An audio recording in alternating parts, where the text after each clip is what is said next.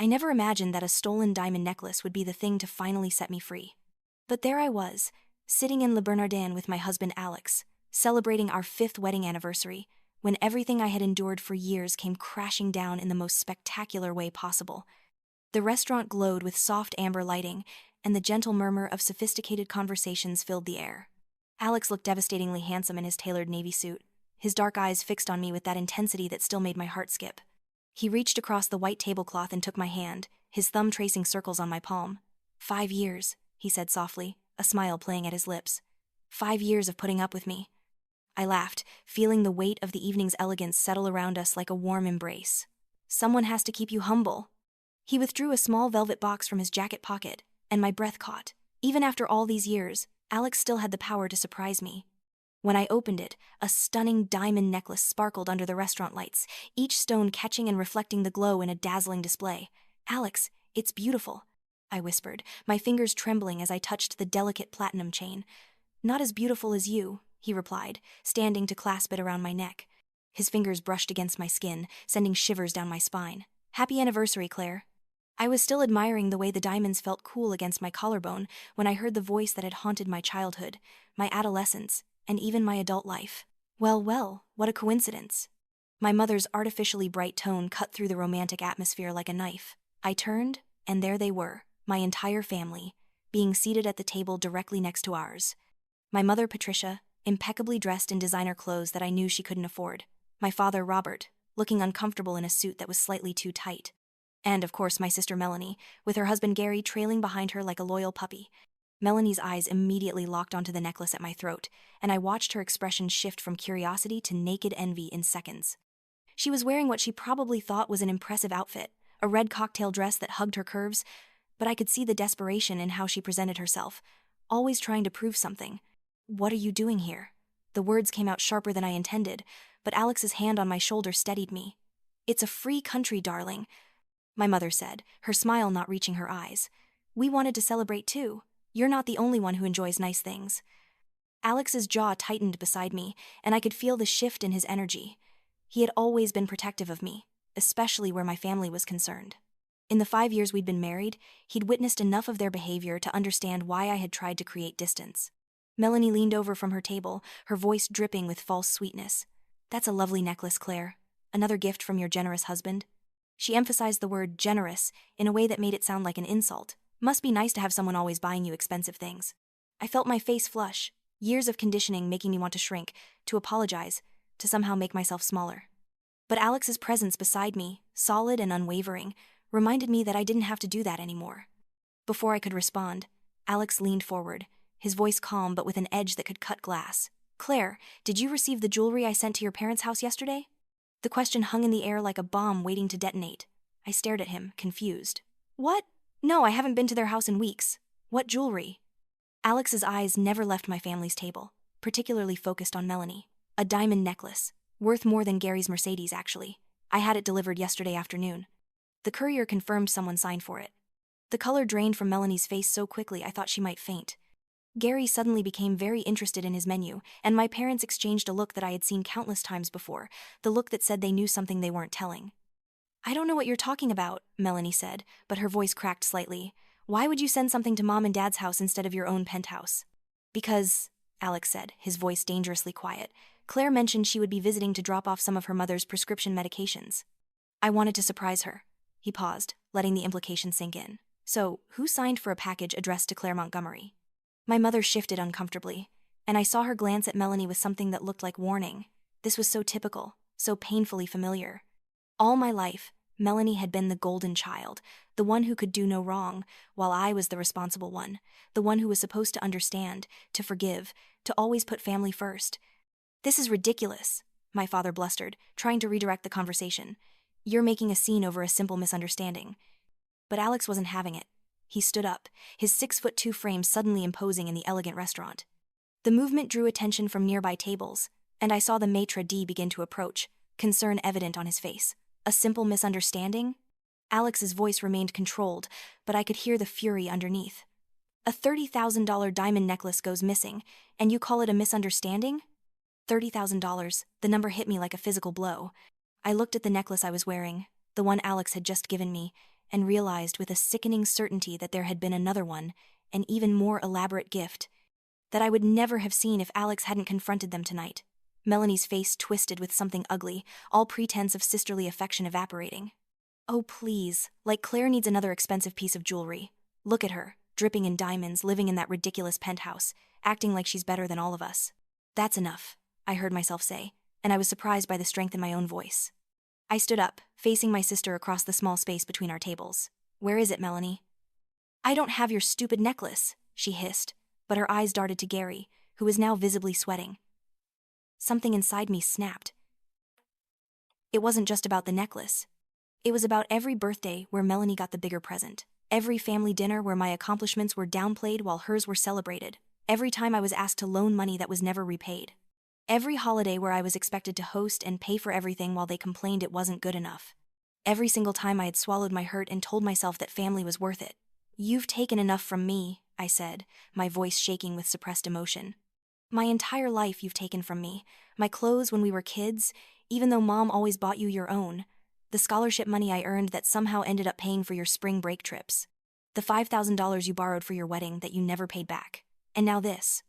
Claire, sweetheart, you're being dramatic, my mother tried to intervene, reaching out as if to pat my hand. I pulled away. Don't, the word came out sharp and final. Don't you dare tell me I'm being dramatic. I've been quiet for 28 years, and I'm done. Gary suddenly stood up, his chair scraping loudly against the floor. He reached into his jacket pocket with shaking hands and pulled out a black velvet box. He slammed it down on our table so hard that our wine glasses rattled. Here, he said, his voice tight with fear. Take it. We don't want any trouble. The restaurant had gone completely silent. Every eye in the place was on us, but I didn't care anymore. With trembling fingers, I opened the box, and there it was. A necklace that made the one I was wearing look modest, diamonds and sapphires intertwined in an intricate design that must have taken months to craft. It was the most beautiful thing I had ever seen, and it had been stolen from me by my own family. How could you? I whispered, looking at Melanie. How could you steal from me and then sit here, at the next table, and pretend everything was fine? Melanie's expression cycled through denial, anger, and finally settled on justification. You have everything, Claire. Everything. A rich husband, a perfect life, designer clothes, and exotic vacations. What do I have? A husband who works in middle management and a 2-bedroom condo in Queens. You don't need that necklace. You wouldn't have even missed it. That's not the point, Alex said, his voice cutting through her excuses like a blade. It wasn't yours to take. He looked at my father, then my mother, then back to Melanie. This is your final warning. If I ever, and I mean ever, catch you or anyone in your family doing anything to harm my wife again, I will take everything you have. I will make sure that Gary loses his job, that your condo is foreclosed on, and that everyone in your social circle knows exactly what kind of people you are. Do you understand me? The threat hung in the air, backed by the kind of power that came from connections and resources that my family could never hope to match. Alex wasn't just a successful businessman. He was the CEO of one of the largest real estate development firms in New York. He had lawyers on retainer and connections that reached into every corner of the city's elite. Melanie's bravado crumbled. She sat down heavily, her face pale, tears beginning to stream down her cheeks. But they weren't tears of remorse. They were tears of a child caught doing something wrong, upset about the consequences rather than the action. My parents said nothing. They just sat there, looking at their plates, the shame evident in their hunched shoulders and downcast eyes. For the first time in my life, they couldn't defend Melanie. They couldn't explain away her behavior or ask me to be understanding. Alex placed a hand on the small of my back. We're leaving. I nodded, clutching the velvet box with the stolen necklace inside. As we walked out of Le Bernardin, I could feel every eye on us, could hear the whispers starting. But instead of feeling embarrassed, I felt something else, liberation. The cool October air hit my face as we stepped outside, and I took a deep breath, feeling like I was breathing properly for the first time in years. Alex's driver was already waiting with the car, and we slid into the back seat in silence. It wasn't until we were pulling away from the curb that I started crying. Not sad tears, but tears of relief mixed with rage and grief for all the years I had wasted trying to earn love from people who would never give it freely. I'm sorry, Alex said softly, pulling me close. I should have sent it directly to our place. I just thought... Don't apologize, I interrupted, wiping my eyes. You did nothing wrong. They did. They've always done wrong, and I've always excused it. He kissed the top of my head. Not anymore. When we got back to our penthouse overlooking Central Park, I stood by the floor-to-ceiling windows, looking out at the glittering city below. Alex came up behind me, wrapping his arms around my waist. "What are you thinking?" he asked. "I'm thinking that I should have done this years ago," I admitted. "I should have stood up to them, set boundaries, stopped letting them treat me like an ATM machine with emotions." "You were trying to preserve your family," he said gently. "There's no shame in that." "But at what cost?" I turned to face him. "I've spent my entire adult life trying to prove I was worthy of their love, trying to make up for the fact that I was successful and Melanie wasn't, that I married well and she didn't, that I had the life they thought she deserved. And it was never enough." Alex cupped my face in his hands. "You are enough, Claire. You've always been enough, and anyone who can't see that doesn't deserve a place in your life." That night, lying in bed, I made a decision. I wasn't going to let this go. I wasn't going to sweep it under the rug like I had swept away every other hurt and disappointment. This time, there would be consequences. The next morning, I woke to find Alex already in his office, on the phone. I made myself coffee and sat on the balcony, watching the sunrise over Manhattan. My phone had been buzzing incessantly since 6 a.m., but I ignored it. I knew it would be my mother, or my father, or possibly even Melanie, trying to smooth things over, to make me feel guilty for causing a scene. When Alex finally emerged, he had a grim satisfaction on his face. "I've spoken with Martin," he said, referring to his lawyer. "We're filing a police report for theft. We have the delivery confirmation, we have Gary's admission in a public place with witnesses, and we have the necklace itself." "They'll say it was a misunderstanding," I said, though my heart was beating faster with something that felt like vindication. "They can say whatever they want. Martin is also preparing a civil suit. Even if the criminal charges don't stick, we can sue them for the value of the necklace, emotional distress, and make it very public." I should have felt guilty. I should have felt like I was tearing my family apart. But all I felt was tired of being the one who always had to be the bigger person. "There's something else," Alex said, sitting down beside me. "I've been thinking about this for a while, but I didn't want to overstep. I think we should make a statement, something public that tells your side of the story." "You mean like going to the press?" The idea both terrified and thrilled me, not the mainstream press. But there are society blogs, social media. Your family has spent years building this image of themselves as successful, connected people. Melanie is always posting about her luxury lifestyle on Instagram, using photos from events she attended as your guest, wearing dresses you loaned her. It's all smoke and mirrors, and people should know the truth. He was right. I thought about all the times Melanie had tagged me in photos, making it seem like we were close, like she was part of my world rather than someone constantly trying to take from it. I thought about the way my mother would casually mention my daughter's penthouse to her friends, taking credit for my success while simultaneously telling me I was being selfish for not giving more. "Do it," I said. "Tell the truth." Alex smiled, but it wasn't a warm smile. It was the smile he wore when he was about to close a deal that would destroy his competition. "I'll make some calls." Within hours, the story began to spread, not in a tabloid kind of way, but through the channels that mattered to the people my family wanted to impress. Alex had connections to several lifestyle bloggers and society columnists. By evening, there were carefully worded blind items appearing online. What wannabe socialite was caught stealing a $30K necklace from her own sister? Which Queen's couple is about to face legal trouble for theft from a family member? My phone continued to buzz. My mother's messages evolved from placating to angry to desperate. "How could you do this to your own family? You're destroying Melanie's reputation over a misunderstanding. Your father's blood pressure is through the roof because of you." I blocked their numbers, all of them. 2 days later, Alex and I attended the Metropolitan Museum of Art's annual charity gala. It was the social event of the season, the kind of evening where New York's elite gathered to see and be seen while writing checks for worthy causes. I wore a stunning emerald green gown that Alex had picked out, and around my neck, I wore the recovered diamond and sapphire necklace. It felt like armor, like a declaration. We were standing near the Temple of Dendur, champagne in hand, when I saw them, Melanie and Gary, somehow having secured tickets they couldn't afford, pushing through the crowd. Melanie's face was flushed with anger, her dress clearly chosen to impress but falling short in this crowd of true wealth and taste. "That's mine!" Her voice rang out across the hall, causing heads to turn. She was pointing at my necklace, her fingers shaking with rage. "That necklace is mine!" The crowd around us went silent. I could see phone cameras being raised, people recognizing that they were witnessing something dramatic. Alex moved slightly in front of me, protective, but I stepped forward. "No, Melanie," I said, my voice calm and clear. "It's not yours. It was never yours. It was a gift to me from my husband, which you stole from my parents' house where it was delivered." "You have everything!" Melanie shrieked, and I could see she was past the point of caring about appearances. "Everything that should have been mine. You were supposed to be the smart one, the responsible one. I was supposed to be the pretty one, the one who married well, the one who had the perfect life. But you took it all." The words hung in the air, and I finally understood. this wasn't about the necklace. This had never been about the necklace. This was about a lifetime of competition that I hadn't even known I was participating in. Melanie had been trying to take from me because she believed I had taken from her simply by existing, by succeeding, by finding happiness. I didn't take anything from you, I said, and I was surprised by how sad I felt. Not sad for myself, but sad for her, for the bitterness that had consumed her entire life. I worked hard, I made good choices, and I was lucky enough to find someone who loves me. That's not something I stole from you. That's something you could have had too if you'd spent less time being jealous and more time building your own life. Claire, my mother's voice came from behind Melanie. Both my parents had appeared, looking smaller somehow, diminished in this grand space filled with people who represented everything they had pretended to be.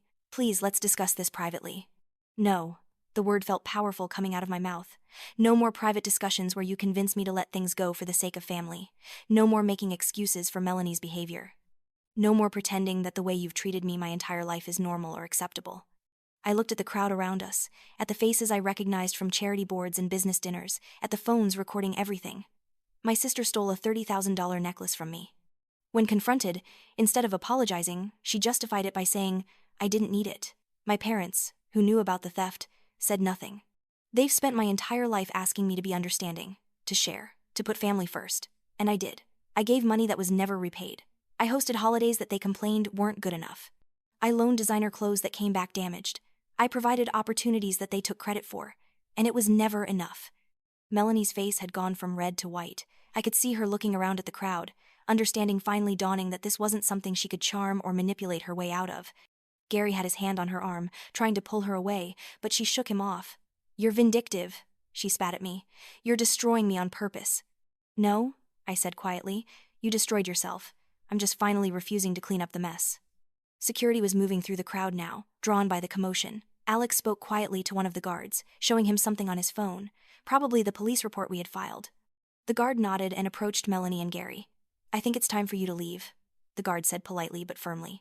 As they were escorted out, my mother tried one last time. Claire, please. She's your sister. I looked at her.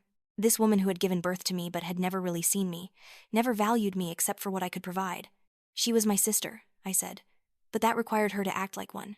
And you were my mother. Past tense. I watched them leave, my father's arm around my sobbing mother, and I felt nothing but relief. The crowd around us began to disperse, the drama over, conversations resuming. But several people approached me afterward, women mostly, who squeezed my hand or hugged me or told me quietly that they admired my courage. One woman, a philanthropist I'd met at previous events, pulled me aside. I had a similar situation with my brother, she confided. Spent years trying to buy his love and respect. The best thing I ever did was walk away. It hurt at first, but then it was like I could finally breathe. Her words resonated with me as Alex and I continued through the evening. I did feel like I could breathe. The weight I had been carrying, the constant anxiety about the next demand or criticism or theft, was gone. The next few weeks moved quickly. The police investigation was straightforward. Gary, under pressure and facing potential felony charges, admitted that Melanie had convinced him to sign for the package, claiming she would give it to me later. Security footage from my parents' building confirmed that Melanie had taken the package from their apartment. She had apparently been planning to either sell it or pass it off as a gift from Gary. The district attorney's office decided to prosecute. Alex's lawyer Martin explained that given the value of the necklace and the clear evidence, they had a strong case. Melanie tried to claim it was a family matter, that she had intended to return it, but the evidence was overwhelming. My parents tried to intervene, offering to pay restitution if we would drop the charges. But Alex was immovable, and for the first time in my life, I stood firm too. This wasn't about the money. It was about accountability. The civil suit was equally straightforward. Beyond the value of the necklace, Martin argued for emotional distress and cited the pattern of financial exploitation over the years. I had saved everything. Text messages, asking for loans, receipts showing I had paid for family dinners and events. Even emails where my mother had promised, Melanie will pay you back next month, that never came to fruition. The total amount we sued for was substantial. My father's face when he saw the number was something I would never forget. He had always dismissed my complaints as me being petty or ungrateful. Now, seeing years of exploitation quantified in dollars and cents, he couldn't deny it anymore. But the social consequences were perhaps the most devastating for Melanie. In the age of social media, her downfall was swift and public. People who had followed her lifestyle Instagram, who had believed she was part of New York's elite, turned on her quickly when the truth came out. The comments on her posts became brutal. Old friends came forward with their own stories of Melanie's lies and manipulations. Gary lost his job. Whether it was because of the scandal or his own admission of theft, the result was the same. Melanie's carefully curated image was in ruins.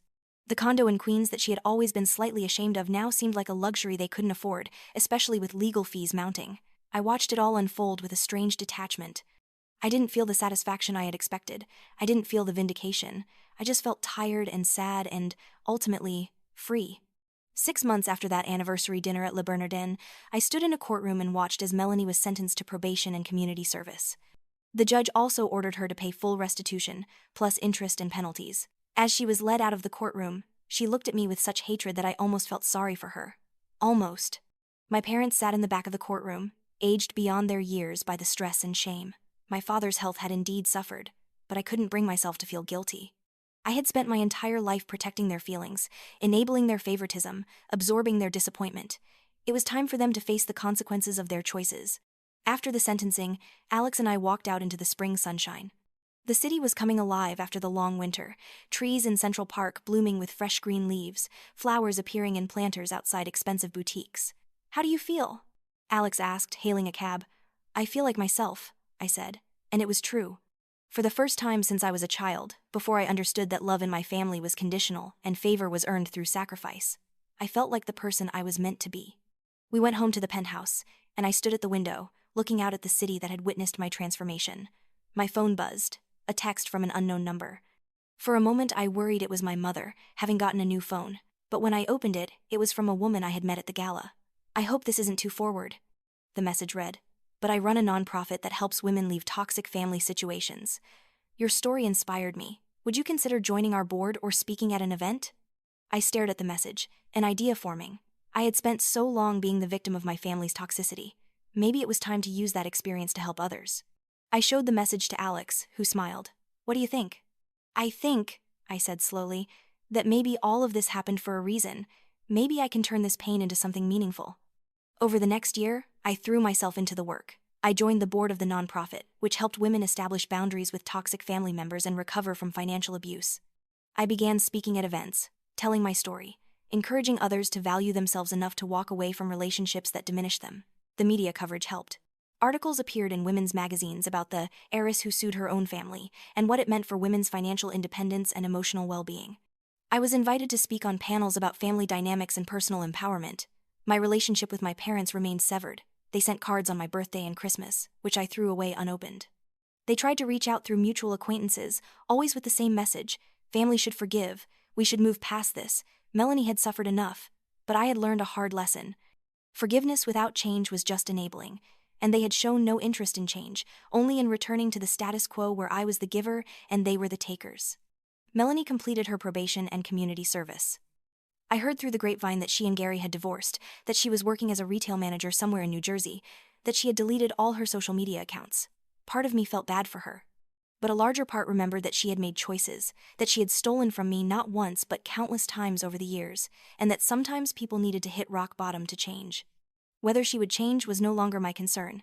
2 years after that anniversary dinner, Alex and I returned to Le Bernardin for our 7th anniversary. We requested a different table, in a different section, wanting to create new memories untainted by the old drama. As I sat across from my husband, wearing yet another beautiful piece of jewelry he had given me, this time a bracelet with both our initials engraved inside, I reflected on how much had changed. I was no longer the woman who shrank in the face of confrontation, who apologized for taking up space, who believed that being kind meant being a doormat. "Thank you," I said to Alex, reaching across the table to take his hand. "For the bracelet?" he asked, smiling. "For everything. For standing by me. For being the first person who made me believe I was worth fighting for." His expression grew serious, tender. "Claire, you were always worth fighting for. I just helped you see it." As we toasted to 7 years and hopefully 70 more, I thought about the woman I had been and the woman I had become. The journey had been painful, full of loss and grief for the family I had wanted but never truly had. But it had also been liberating. I had learned that setting boundaries wasn't selfish. That protecting yourself from people who hurt you, even if they were family, wasn't wrong. That you could love someone from a distance, or not at all, and that was okay. That your worth wasn't determined by how much you sacrificed or how much you gave, but by simply being you. The diamond necklace that started it all was locked in a safe at home.